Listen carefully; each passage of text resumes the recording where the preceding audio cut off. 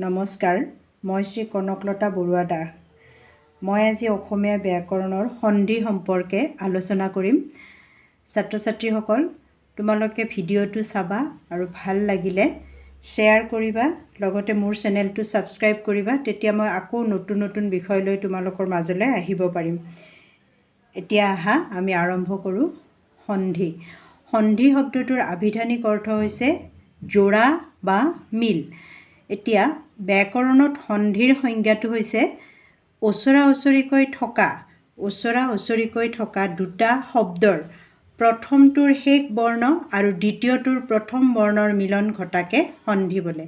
এতিয়া উদাহৰণটো চাবা, মেঘ যোগ আলয় মেঘালয়। আমি ইয়াতে দুটা শব্দ লৈছোঁ। প্ৰথম শব্দটোৰ সংজ্ঞাটোত কোৱা হৈছে প্ৰথম শব্দটোৰ শেষৰ বৰ্ণ।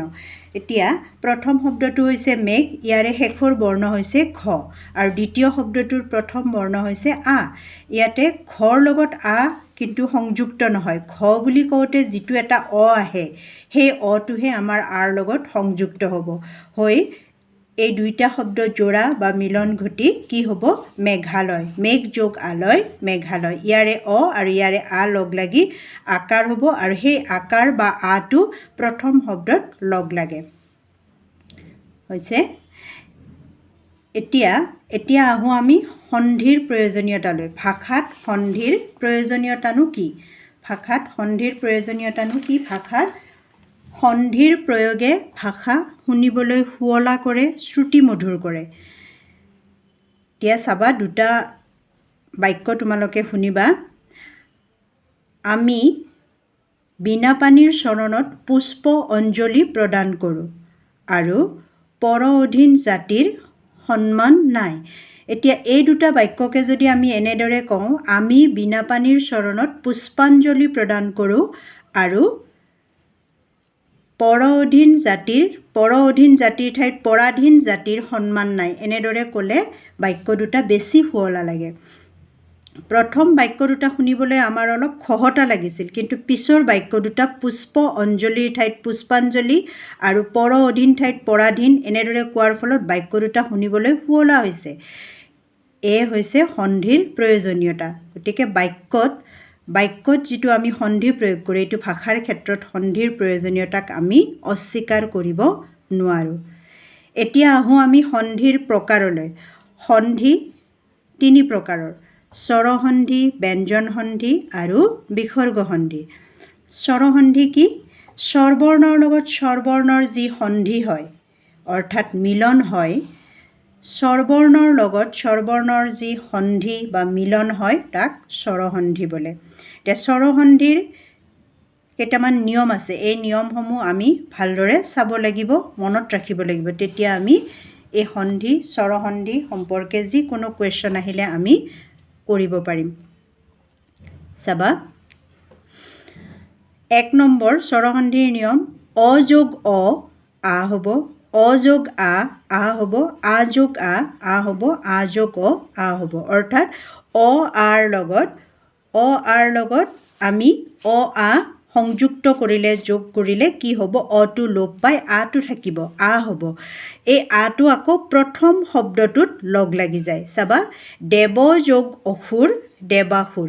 এই আটো আমাৰ এই আগত প্ৰথম শব্দটোত লগ লাগি কি হৈছে? দেৱটো দেৱা হৈছে, তাৰপিছত দেৱসুৰ হৈ গৈছে। দেৱ যোগ অসুৰ দেৱাসুৰ। ঠিক তেনেদৰে হিম যোগ আলয় হিমালয়।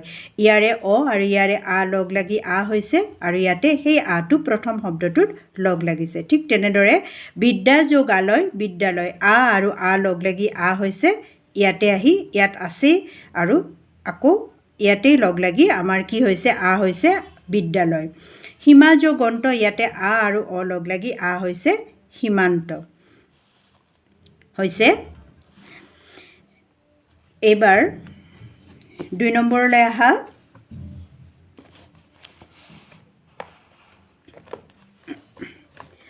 হস্যই আৰু হস্যই লগ লাগিলে দীৰ্ঘই হয়, হস্যই আৰু দীৰ্ঘই লগ লাগিলে দীৰ্ঘই হয়, দীৰ্ঘই আৰু দীৰ্ঘই লগ লাগিলে দীৰ্ঘই হয়, আৰু দীৰ্ঘই আৰু হস্যই লগ লাগিলেও দীৰ্ঘই হয়। অৰ্থাৎ হস্যই দীৰ্ঘইৰ লগত হস্যই দীৰ্ঘই যোগ হ'লে কি হয়? হস্যইটো লোপ হৈ দীৰ্ঘইটো থাকি যায়, আৰু প্ৰথম আখৰটোত সি যোগ হয়। এতিয়া চাবা প্ৰথম শব্দটোত যোগ হয় অতি যোগ ইন্দ্ৰিয় অতীন্দ্ৰিয় ইয়াৰে হস্যইকাৰ অৰ্থাৎ হস্যই আৰু ইয়াৰে হস্যই লগ লাগি দীৰ্ঘই হৈছে অতীন্দ্ৰিয় ইয়াত দীৰ্ঘইকাৰ পৰিযোগ ইক্ষা ইয়াৰে হস্যই আৰু ইয়াৰে দীৰ্ঘই লগ লাগি দীৰ্ঘই হৈছে পৰীক্ষা ঠিক তেনেদৰে পৃথিৱী যোগ ঈশ্বৰ দীৰ্ঘই আৰু দীৰ্ঘই লগ লাগি দীৰ্ঘইকাৰ হৈছে দীৰ্ঘই বা দীৰ্ঘইকাৰ পৃথিৱীশ্বৰ মহি যোগ ইন্দ্ৰ মহীন্দ্ৰ হৈছে এতিয়া 3 নম্বৰলৈ আহা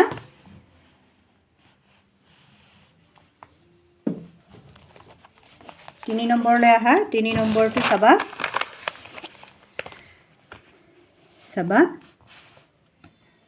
হস্যৌ যোগ হস্যৌ দীৰ্ঘৌ হস্যৌ যোগ দীৰ্ঘৌ দীৰ্ঘৌ দীৰ্ঘৌ যোগ হস্যৌ দীৰ্ঘৌ দীৰ্ঘৌ যোগ দীৰ্ঘৌ দীৰ্ঘৌ অৰ্থাৎ হস্যৌ দীৰ্ঘৌৰ লগত হস্যৌ দীৰ্ঘৌ সংযুক্ত হ'লে হস্যৌটো লোপ পাই দীৰ্ঘৌটো থাকি যায় আৰু সি দীৰ্ঘৌ বা দীৰ্ঘৌকাৰ চিন হয় চাবা কটু যোগ উক্তি কটুক্তি ইয়াৰে হস্যৌ আৰু ইয়াৰে হস্যৌ লগ লাগি দীৰ্ঘৌ হৈছে এইটো হ'ল দীৰ্ঘৌকাৰৰ চিন তাৰপিছত হস্যৌ যোগ দীৰ্ঘৌ তৰু যোগ ঊৰ্ধ্ব তৰুৰ্ধ ইয়াৰে হস্যৌ আৰু ইয়াৰে দীৰ্ঘৌ লগ লাগি দীৰ্ঘৌ এইটো দীৰ্ঘৌকাৰৰ চিন দীৰ্ঘৌ হৈছে তৰুৰ্ধ তাৰপিছত বধূ যোগ উন্নতি দীৰ্ঘৌ আৰু হস্যৌ দীৰ্ঘৌ আৰু হস্যৌ লগ লাগি দীৰ্ঘৌ হৈছে দীৰ্ঘৌকাৰৰ চিন বধুন্নতি ফু যোগ ঊৰ্ধ্ব ইয়াতে দীৰ্ঘৌ আৰু দীৰ্ঘৌ এইটো দীৰ্ঘৌ লগ হৈ কি হৈছে দীৰ্ঘৌ হৈছে এইটো দীৰ্ঘৌকাৰৰ চিন ফূৰ্ধ বুজি পাইছা 4 নম্বৰলৈ আহা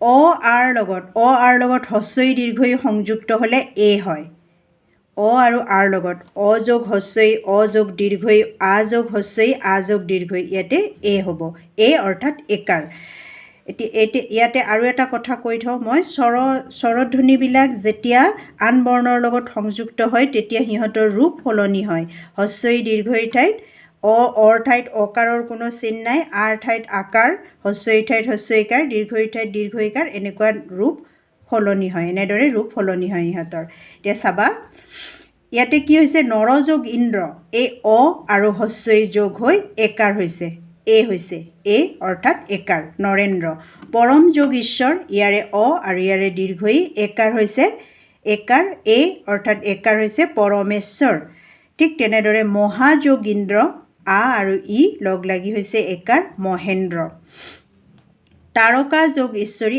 আ আৰু দীৰ্ঘই সংযুক্ত হৈছে হৈ তাৰকেশ্বৰী বুজি পাইছা এইবাৰ 5 নম্বৰলৈ আহা অ আৰ লগত হস্যৌ সংযুক্ত হ'লে ও হয় ইয়াতে চাবা সূৰ্য যোগ উদয় সূৰ্য এটা হৈছে আৰু ওকাৰ হৈছে সূৰ্যোদয় নহ'ল সূৰ্যোদয় এই ওকাৰটো আহি গৈছে এই দুটা সংযোগ হোৱাৰ ফলত ইয়াতে চাবা মহাযোগ উৎসৱ আ আৰু সংযুক্ত হৈ কি হৈছে ওকাৰ হৈছে মহোৎসৱ হৈছে এতিয়া 6 নম্বৰটো চাবা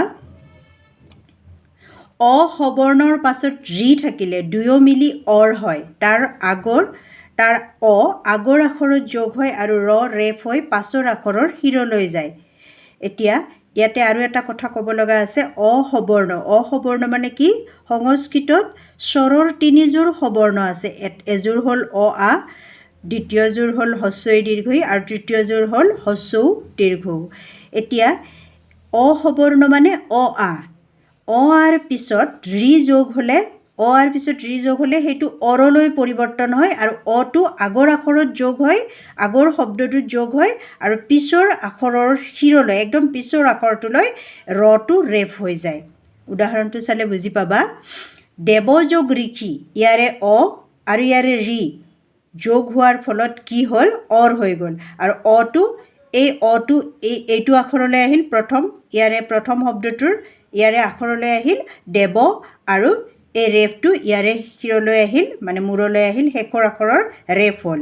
দেৱৰ্ষি মহাযোগ ঋষি মহৰ্ষি আ আৰু ৰি সংযুক্ত হৈ ইয়াৰে আটো আহিছে আটো কি হৈছে ইয়াতে অৰ হৈ গৈছে ন অটো মহাটো মহ হৈ গৈছে আৰু এইটো ৰেফ হৈ ৰটো ইয়ালৈকে ৰেফ হৈ আহিছে মহৰ্ষি ৰাজা যোগ ঋষি ৰাজাৰ্ষি হ'ব লাগিছিল কিন্তু অৰ হৈ যায় নহয় অটো ইয়ালৈ অহাৰ লগে লগে ৰাজ হৈ গৈছে আৰু ৰেফটো ইয়াতে ৰটো ৰেফ হৈ গৈছে ৰাজৰ্ষি বুজি পাইছা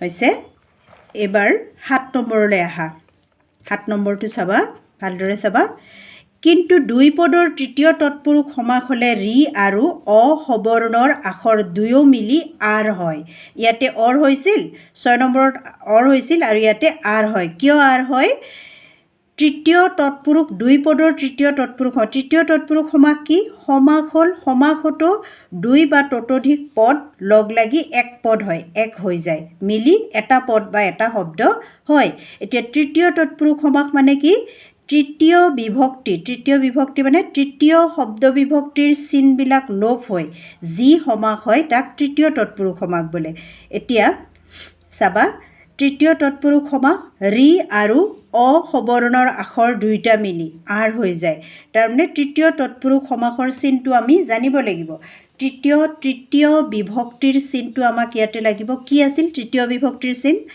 আমাৰ তৃতীয় বিভক্তিৰ চিন হ'ল ৰে ডি দ্বাৰা এতিয়া আমি এই উদাহৰণ কেইটাত আমি বিচাৰিব লাগিব ক'ত এই চিনটো আছে ইয়াতে উদাহৰণ কেইটা চাবা হোক যোগ ঋত ঋত আৰ্ত অৰ্থাৎ আতুৰ হোক আমি যদি তৃতীয় বিভক্তিৰ চিন উলিয়াই লওঁ ইয়াতে কি হ'ব হোকেৰে ঋত আৰ্ত আতুৰ অৰ্থাৎ হোকেৰে ঋত বা আৰ্ত আতুৰ হোকাৰ্ত আৰ হৈ গৈছে আৰ ইয়াতে আটো আহি গৈছে আৰু ৰটো ৰেফ হৈ শেষৰ আখৰত লগ লাগিছে তৃষ্ণা যোগ ঋত ইয়াৰে তৃতীয় বিভক্তিৰ চিন তৃষ্ণাৰে ঋত বা আৰ্ত বা আতুৰ এতিয়া ক্ষুধা যোগ ঋত ক্ষুধাৰে ঋত বা আৰ্ত বা আতুৰ সেইকাৰণে ক্ষুধাৰ্ত হৈ গৈছে অৰ্থাৎ তৃতীয় তৎপুৰুষ সমাসৰ হ'লে আৰু ৰি আৰু অসবৰ্ণ এইটো অ আ এই দুটা যদি ৰি আৰু অ আ মিলে আৰু এইটো যদি তৃতীয় তৎপুৰুষ সমাস হয় তেতিয়াহ'লে সেইটো আৰ হৈ যায় ইয়াতেও ইয়াতে আ আছে আৰু এই ৰটো ইয়াতে ৰেফ হৈ গৈছে শোকেৰে ঋত তৃষ্ণাৰে ঋত ক্ষুধাৰে ঋত শব্দৰ ঋত মানে